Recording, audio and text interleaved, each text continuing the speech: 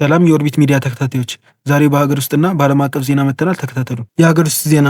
የኢትዮጵያ ሀገራዊ ምክክር ኮሚሽን የትግራይ ክልልን አጀንዳ ለማሰባሰብ እና ተሳታፊ ለመለየት ዛሬ በአዲስ አበባ ስካይላይት ሆቴል በጀመረው ለቀናት በሚቀጥለው መድረክ ተሳታፊዎች ወደ ውይይት ከመግባታቸው በፊት ለኮሚሽኑ አስተያየትና ጥያቄዎችን አቅርበዋል። የጠቅላይ ሚኒስትር አብይ አህመድ የምስራቅ አፍሪካ ጉዳዮች አማካሪ፣ የቀድሞ የትግራይ ክልል ጊዜያዊ ፕሬዝዳንት፣ የስምረት ፓርቲው መሪ አቶ ጌታቸው ረዳ እኔ የትግራይ ክልል ወኪል ልሆን አልችልም በትክክለኛው ሂደት ካልሆነ ሲሉ ተናግረዋል። ምክክሩ ትግራይ ላይ መሆን ሲገባው አለመሆኑን ገልጸው በክልሉ ይደረጋል የሚል እምነት እንደነበራቸው አንስተዋል። የመጀመሪያ ዙር መድረክ እንደተጠበቀ ሆኖ በሂደት ትግራይን ያላካተተ መድረክ መሰረታዊ ጉድለት ያለበት መሆኑ ታውቆ ጥረቱ ተጠናክሮ እንዲቀጥል እምነት አለኝ ብለዋል። ሌላኛው ተሳታፊ ኮሚሽኑ አጀንዳ የማሰባሰብ ስራውን በትግራይ አስቻይ ሁኔታ ባለመኖሩ በአዲስ አበባ ለማድረግ ተገድጃለሁ ማለቱ በመጥቀስ ይህ ግልጽ አይደለም፣ ሂደቶቹ ምን ነበሩ ሲሉ ጠይቀዋል። ምክክሩ ስኬታማ እንዲሆን መጀመሪያ መሰራት ያለበት ምቹ ሁኔታ መፍጠር ነው ብለዋል። ሌላኛው ተሳታፊ ጉዟቸው መቀለ ደርሶ ከመመለስ ያለፈ አልመሰለኝም፣ የትግራይን ሕዝብ በየቦታው እንድታገኙ ነበር የምንፈልገው ብለዋል። በቀጣይ ኮሚሽኑ በክልሉ ተገኝቶ አርሶ አደሩ እንዲያነጋግር አሳስበዋል። እንዲሁም መድረኩ ለሪፖርት ፍጆታ ብቻ መሆን አለበት ብዬ አላስብም ያሉ ሲሆን የትግራይ ህዝብ ችግር በእንደዚህ አይነት ውይይት ይፈታል ብላችሁ ነው የምታምኑት ሲሉ ኮሚሽነሮችን ጠይቀዋል። የትግራይ ህዝብ በመኖርና ባለመኖር አፋፍ ነው ያለው። ህዝቡ በወጣበት የማይመለስበት፣ ወጣቶች በሀገራቸው የማይኖሩበት፣ ስለ ምክክር እዚህ ቁጭ ብለን መወያየት ህዝብን ችግር ይፈታል ሲሉ ሌላ ጥያቄ አንስተዋል። ቅድሚያ ተፈናቃዮች መመለስ፣ የህገ መንግስት የግዛት አንድነት ማረጋገጥ ይገባል ሲሉ መክረዋል። በትግራይ አስቻይ ሁኔታ የለም ተብሏል። አስቻይ ሁኔታ በመሸሽ ነው የሚመጣው። ለምን አስቻይ ሁኔታ አልተፈጠረም? አስቻይ ሁኔታ እንዲፈጠር መሰራት ነው ያለበት ነው ያሉት። ህዝቡን ማግኘት ግድ ይላል። ሁላችንም የምንወክለው ተቋም ሊኖር ይችላል። የትግራይን ህዝብ ግን መወከል አንችልም ሲሉ ለኮሚሽኑ ሀሳብ አቅርበዋል። ከትግራይ ዲሞክራቲክ ፓርቲ በመድረኩ የተገኙ ተሳታፊ በበኩላቸው ትግራይ ክልል ውስጥ ቁጭ ብሎ ህዝቡ ምክክር እንዳያደርግ ተከልክሏል። እኛም እንዳትሄዱ ተብለን ተከልክለናል። መግለጫ ወጥቷል ብለዋል። ወልዳ መካም በሆነች በምታነባ በሚበላ ባጣች እናት ልለምናችሁ መጀመሪያ የትግራይ ህዝብ በራሱ አሳታፊ መንግስት እንዲያቋቋም ይደረግ ሲሉ አሳስበዋል።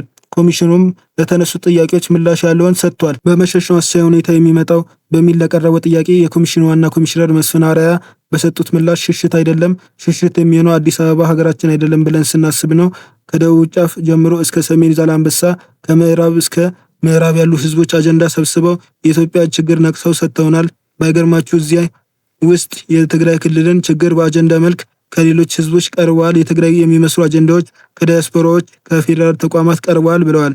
ስለዚህ ያደረግነው ሁላችንም ፊት ለፊት እንድንገናኝ፣ ስሜታቸውን ለመግለጽ ሁኔታዎች እንዲመቻቹ፣ እንዲሁም መሰረታዊ ጥያቄዎችን ባካተተ መልኩ አጀንዳዎቻችሁን እንድትሰጡ ነው ሲሉም አክለዋል። የትግራይ ክልል ህዝብ ችግር በዚህ መልኩ ይፈታል ብሎ ነው ኮሚሽኑ የሚያስበው በሚል ለተነሳው ጥያቄም አዎ የሚል ምላሽ ሰጥተዋል።